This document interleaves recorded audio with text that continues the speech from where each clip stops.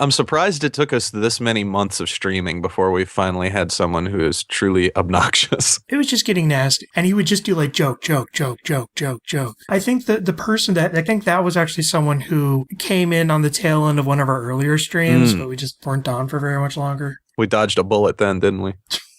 Gonna check out Karen's profile just to see if they actually stream. If they do, it's probably like League of Legends or some bullshit.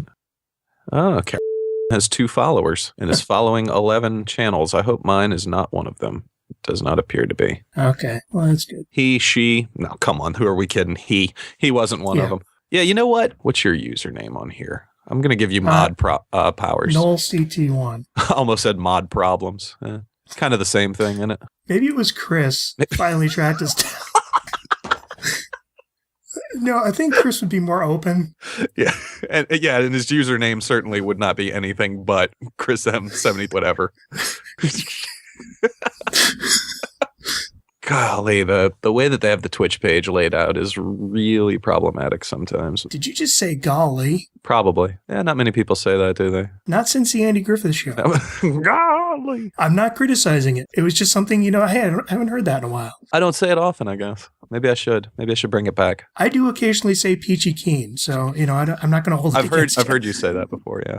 Chat moderation commands. Oh, I have to type something in. All right. /mod. If I ever hate my chat and everyone in it, then that's what I'll do. So you are now a moderator. Oh, well, good. I can unfollow you. Probably a wise thing to do. It's going to give you a clock and a no smoking icon. What would you call that? The Ghostbusters thing? Yeah, the circle slash. Because whenever I call it a circle slash, people are like, what the fuck are you talking about? That's a good question. A no percent? I don't know. Oh, it's literally just called the no symbol. The no symbol. Also, prohibition sign, no sign, circle / symbol, nay, or universal no. I prefer just calling it a nay. So if you're ever doing like a comic of horses. Like a nay within a nay, it's a nay. Oh, by the way, I just finally dug out all 7 of my Resident Evil novels. Oh, okay. The novelizations of the games themselves. Oh, feeling inspired? I really enjoyed reading them back in the day. And Stephanie Danielle Perry, who wrote them, I remember her being a good author, but it's been a long time since, I read these in high school. But I am actually curious to revisit them, at least the first 1 or 2. Yeah, let me know how they read. She would adapt the first game and then do an original novel sequel to the first game, and then adapt the second game and do an original novel. How do you think it would read if she novelized our playthrough? Leon ran down the hall and dashed into the first door he saw. And as they came down, the corridors had an all too familiar feel. Jill opened the storage box, took out the gun, and started to walk away. Sensing something amiss, she went back to the storage box, opened it up, put the gun back, took out the bullets, and closed the storage box. Then she turned around, opened the storage box, put the ink ribbons in, closed the storage box. Chapter 2. Oh crap, she forgot to put the ink ribbons back in the inventory. She can't pick up this item.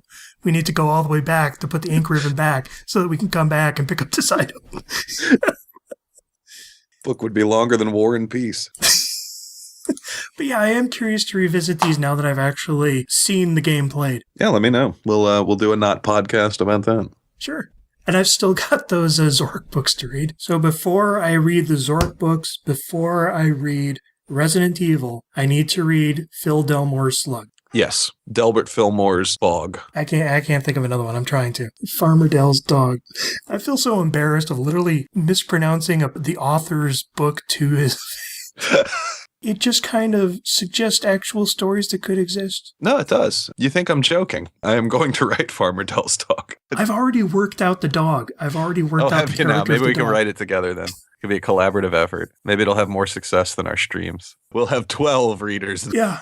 Oh, by the way, just for future reference, if you ever want to publish another ebook, I actually do know how to make ebooks. I just noticed it had a very simple format. It didn't even have indentation or anything. Oh, really? Yeah. It was just kind of paragraph.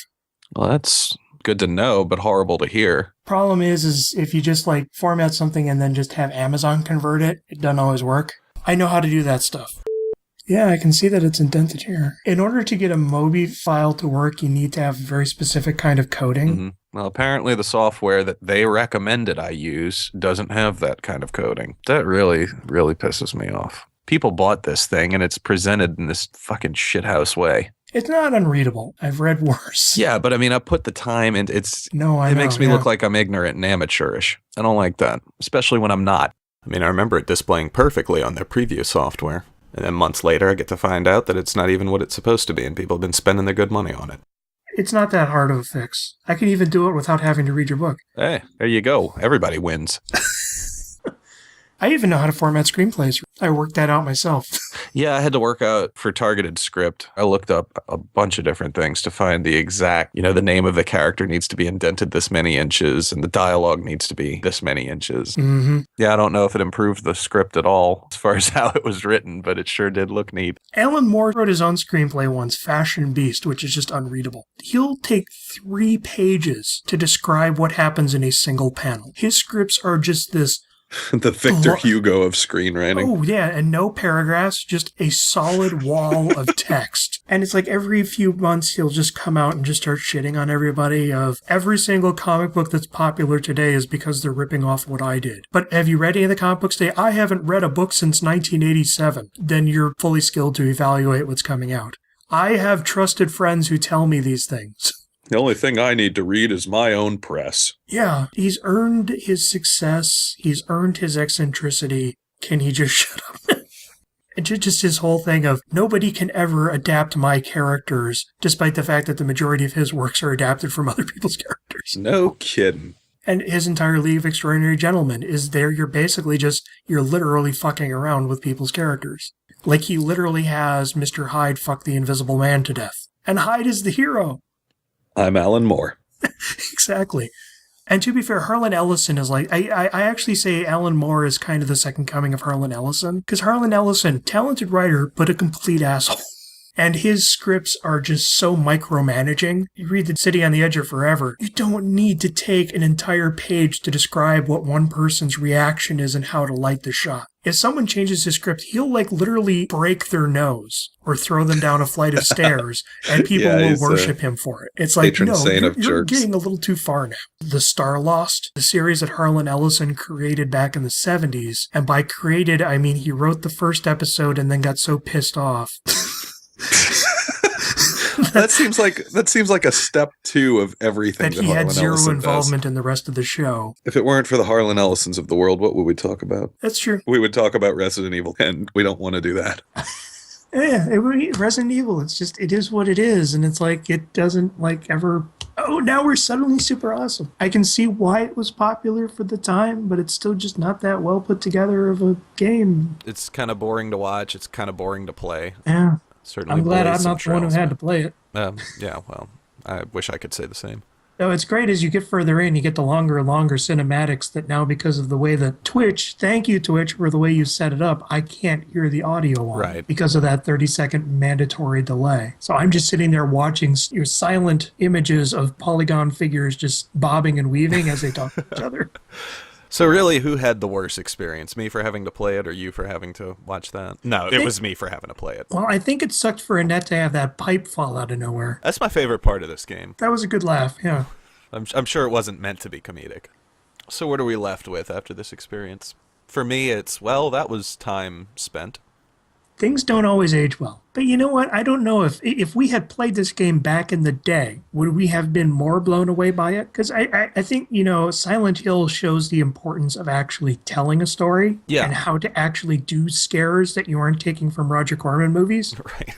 I mean, this literally feels like a sci-fi TV movie. And, I'm wondering if that's what they were going for. It had to be, right? Well, I mean, I know the Japanese kind of had a thing for 80s American action movies, but even then, this wasn't that exciting. I mean, there are 8-bit games that can still be impressive and playable. Oh, absolutely. Because there's thought behind them. I mean, Resident Evil 2, it's literally just, let's randomly place a bunch of shit. That was kind of the design ethic for that last guy. It's just let's randomly layer a bunch of textures over each other. I mean, look at the red-blue hallways. You have to run all the way down this hallway to allow yourself to run all the way down that hallway. Right. Yourself to run even further down that hallway. That was a big thing with game design back then, though. Just artificial padding to make the game feel longer. It's the late has more Final content Fantasy than entry problem. Right. Lionel Fantasy. Just keep going up and down lines.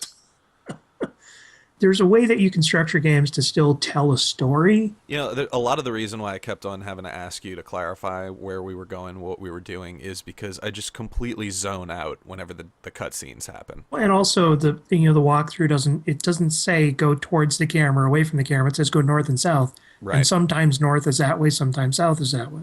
Well, that's a problem with the walkthrough, not the game. I mean, I'll give it this one credit. It was much clearer than Chris's. And part of the problem was that I just wasn't reading far enough in some places. I kind of wish it had been more like Chris's, though, because that in and of itself was kind of a draw. That in itself was a life's experience. That in itself is going to see the Grand Canyon for the first time. Right. Something you never want to do again, but you'll always take it with you. I feel like it should be Resident Evil TOO. Resident Evil 2. Resident Evil 2 many. And that was our problem was, we thought the police station was just going to be, like one stop if we're actually going to go explore the town. Right, yeah, that was really neat at the beginning of the game. I loved the setup of it. It's like 80% of the game is just you're in the police station. It really is just a reskinned mansion from the first one. Yeah, and then only in like the last half hour of gameplay do we get off into these other places. So yeah, Resident Evil 2. Yeah, I think we're done here. We're done here. That's what we should leave it off on. We're done here. And we're done.